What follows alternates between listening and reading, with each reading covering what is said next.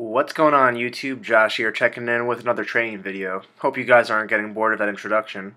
So this is my first training back in New York because I'm home on winter break from school, which is a nice break. Unfortunately it's only 2 weeks, but I'll take what I can get.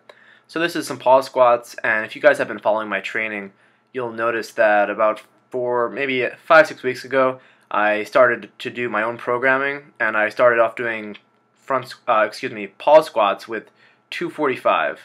So here I'm up to 285 for sets of 3, and later on you'll see that I bumped up to 305. So these are pretty brutal. They definitely are an excellent addition to a workout, to your programming, I should say, if you're a raw lifter. Just because this is the point where most raw lifters fail in the squat. Once they lose the stretch reflex, they kind of just die. Right about a few inches out of the hole, they lose it. So being able to generate force from that bottom position and feeling comfortable in that bottom position, I think is kind of often overlooked.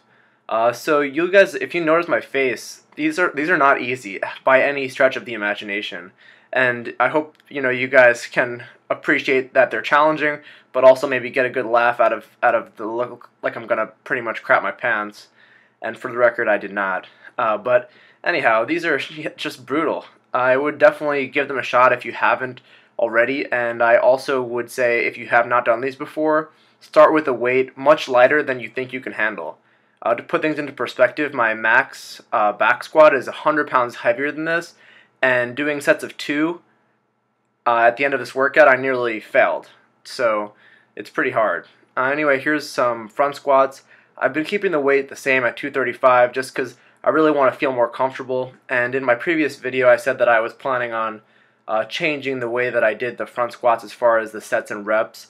So I noticed when I was doing this weight with 3 sets of 6 that I was having some form breakdown, especially around reps 5 and 6, so I changed the scheme a little bit to do 5 sets of 4.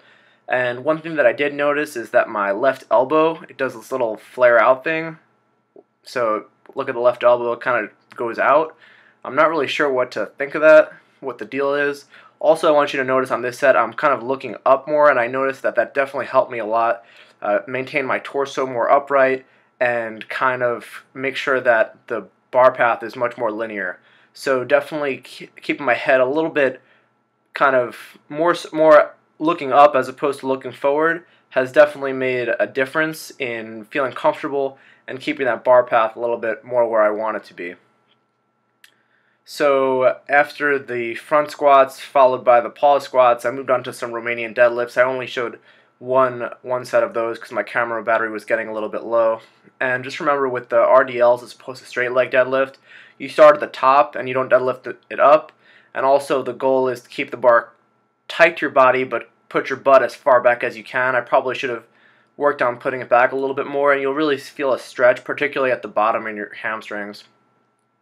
After that, I moved on to some floor press, and this time I actually moved my grip in quite a bit more than I'm used to, just based on a recommendation that I got. And overall, I must say that I do like it a little bit closer. So this grip is a little bit wider than shoulder width. It's definitely within the rings. And on these floor presses, I was focusing on pausing at the bottom, but being very explosive, driving through the top, and that's my sticking point in the bench. So I'm hoping that incorporating more of the floor presses and the slingshot will help with that sticking point. So here's 135 dips. I sped up the setup for this so you guys can believe me that it is actually 3 plates.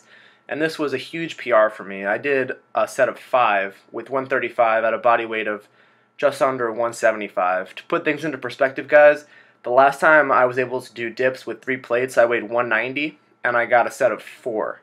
So this was a set of 5 weighing under 175 at the end of a workout. So I didn't get to include the rest of the workout because my camera died, but I hope you guys enjoyed the video. Make sure to like and subscribe.